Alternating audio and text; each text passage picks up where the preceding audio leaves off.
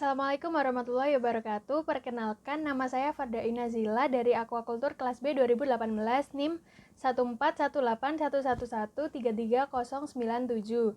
Di sini saya akan menjelaskan tentang filum Acanthocephala. Apa sih Acanthocephala ini? Jadi, Acanthocephala adalah salah satu filum dari cacing parasit. Acanthocephala ini berasal dari bahasa Yunani acantho dan kepal. Acantho berarti duri dan kepal berarti kepala. Cacing dari filum ini biasa dikenal dengan thorny-headed worms atau spiny-headed worms.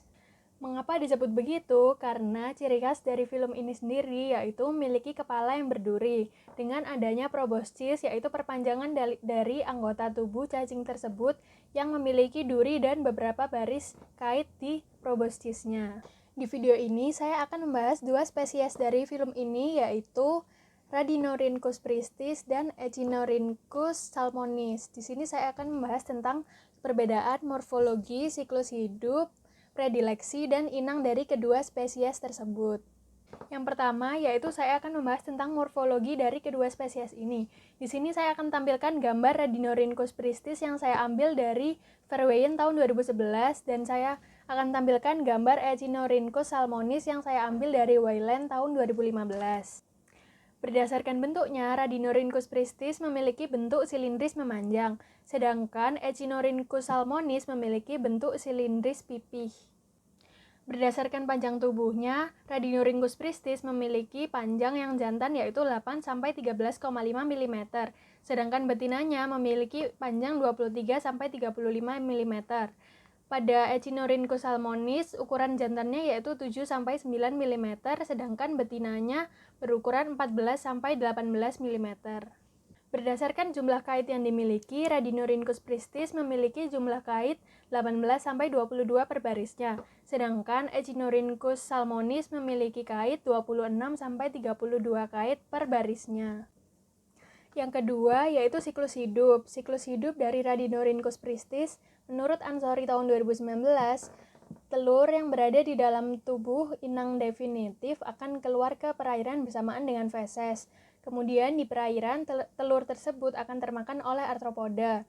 Di dalam tubuh arthropoda ini, sebagai inang antara, ia akan berkembang menjadi larva dan menjadi cistakan. Kemudian, arthropoda yang mengandung cistakan akan termakan oleh ikan sebagai inang definitif. Di dalam tubuh ikan, ia akan berkembang menjadi dewasa dan menghasilkan telur yang kemudian akan keluar kembali ke perairan bersamaan dengan feses. Sedangkan siklus hidup Echinорhynchus salmonis menurut Wayland tahun 2015 yaitu telur yang keluar dari tubuh inang definitif bersamaan dengan feses akan berada di perairan. Kemudian, telur tersebut akan termakan oleh krustasea atau amfipoda sebagai inang antara. Di dalam tubuh inang antara ini, telur akan berkembang menjadi larva dan cistakan.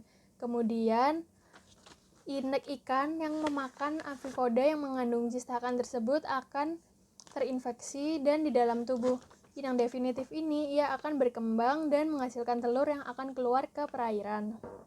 Yang ketiga yaitu predileksi. Menurut Bau tahun 2015, predileksi Radinorhynchus pristis ini yaitu menyerang bagian jaringan saluran pencernaan ikan dan menggunakan proboscisnya untuk menempel.